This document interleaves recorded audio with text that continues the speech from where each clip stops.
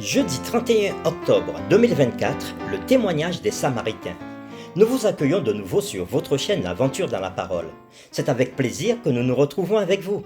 Vous êtes peut-être en voiture, ou encore dans le train, ou encore dans le métro. Peut-être que vous êtes parti à la campagne, ou encore vous êtes au bord de l'eau. Ou peut-être vous avez décidé de rester à la maison aujourd'hui. Mais quel que soit le lieu où vous vous trouvez en ce moment, nous souhaitons que Dieu nous accorde grâce, espérance et sagesse dans l'étude de sa parole. Notre communauté s'agrandit et c'est grâce à vous. Alors soyez vous aussi actifs avec nous et vous pouvez le faire en likant. Vous pouvez aussi partager le lien avec vos contacts. Nous vous invitons à vous abonner si ce n'est pas encore fait. Et pour un confort d'écoute en continu, nous vous proposons la playlist de chaque semaine. Le texte à mémoriser de cette semaine que nous vous invitons à dire avec nous se trouve dans Jean chapitre 4, le verset 42. Et il disait à la femme, « Ce n'est plus à cause de ce que tu as dit que nous croyons, car nous l'avons entendu nous-mêmes et nous savons qu'il est vraiment le Sauveur du monde. » Nous vous invitons à le redire avec nous, Jean chapitre 4, le verset 42. Et il disait à la femme, « Ce n'est plus à cause de ce que tu as dit que nous croyons, car nous l'avons entendu nous-mêmes et nous savons qu'il est vraiment le Sauveur du monde. » Quelle relation existe-t-il entre Juifs et Samaritains? Pourquoi Jésus s'était-il intéressé à la femme qui vint puiser de l'eau? Quel fut le résultat du puissant témoignage de la femme samaritaine? Les réflexions de cette semaine nous aident à répondre à ces questions. Et aujourd'hui, nous le faisons avec la séquence « Un Messie différent ». Nous vous invitons à lire avec nous Jean chapitre 4, les versets 27 à 29. Et nous répondrons à la question « Quelle action surprenante la femme avait-elle faite ?» Nous lisons Jean chapitre 4, les versets 27 à 29. Là-dessus arrivèrent les disciples qui furent étonnés de ce qu'il parlait avec une femme. Toutefois, aucun ne dit « Que demandes-tu » ou « De quoi parles-tu avec elle ?» Alors la femme, ayant laissé sa cruche, s'en alla dans la ville et dit aux gens « Venez voir un homme qui m'a dit tout ce que j'ai fait. Ne serait-ce point le Christ ?» Après avoir lu Jean chapitre 4, les versets 27 à 29, nous répondons à la question suivante. Quelle action surprenante la femme avait-elle faite?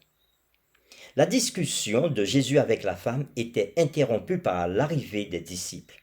Bien que surpris de le voir parler à une femme, ils ne l'avaient pas interrogé à propos de cela. Au contraire, ils l'exhortèrent à manger.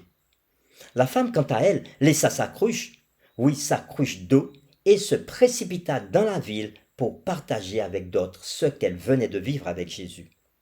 Nous vous invitons à lire Jean chapitre 4, les versets 30 à 42, et nous répondrons à la question suivante. Que s'était-il passé à la suite de cette rencontre? Et qu'est-ce que cela nous enseigne sur la façon dont l'Évangile peut être répandu?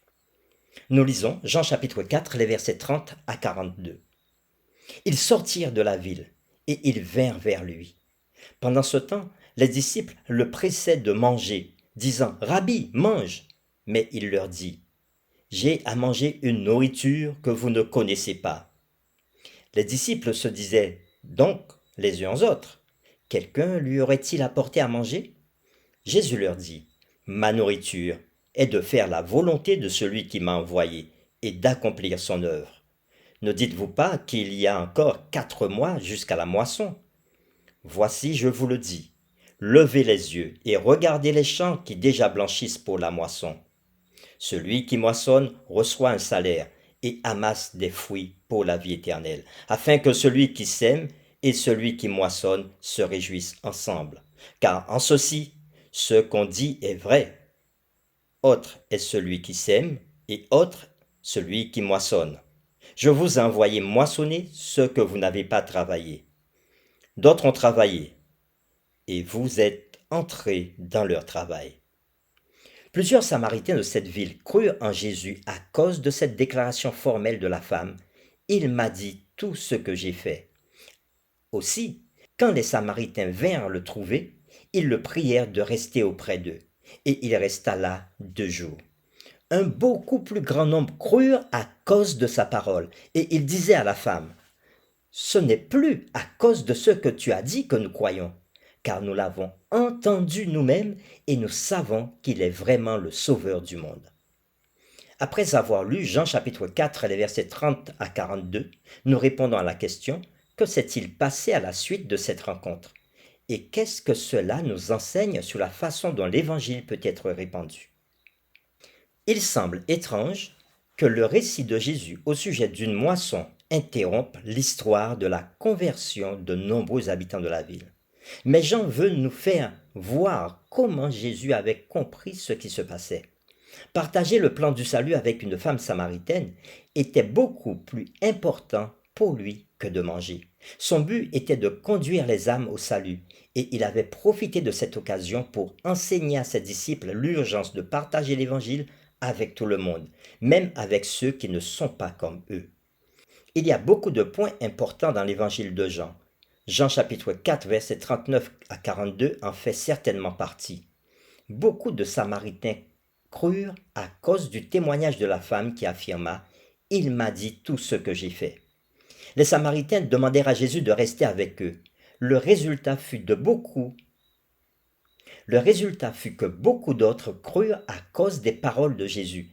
Et il disait à la femme: « Ce n'est plus à cause de ce que tu as dit que nous croyons, car nous l'avons entendu nous-mêmes et nous savons qu'il est vraiment le Sauveur du monde. » Pour terminer, réfléchissons à ces questions.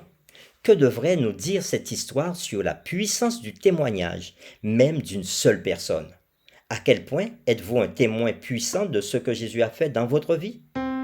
Nous vous invitons à prier avec nous. Seigneur notre Père, merci parce que nous pouvons t'appeler Père, puisque tu es le Père de tout être humain, puisque c'est toi qui donnes la vie à chacun. Nous voulons te remercier parce que, à travers le témoignage de cette femme, nous voyons que beaucoup de Samaritains se sont donnés à Jésus. Ils ont ouvert leur cœur au salut qu'apportait Jésus. Ils ont cru en Jésus comme étant le Messie. Seigneur, tu nous invites à tous ceux qui croient en ton nom d'être aussi des témoins pour toi et comme cette femme, dire aux autres ce que tu as fait dans nos vies, de telle sorte que d'autres aient envie aussi de te connaître et faire une expérience spéciale avec toi et se donner à toi. Aide-nous à témoigner pour toi, là où nous sommes. Nous t'avons prié au nom de Jésus. Amen.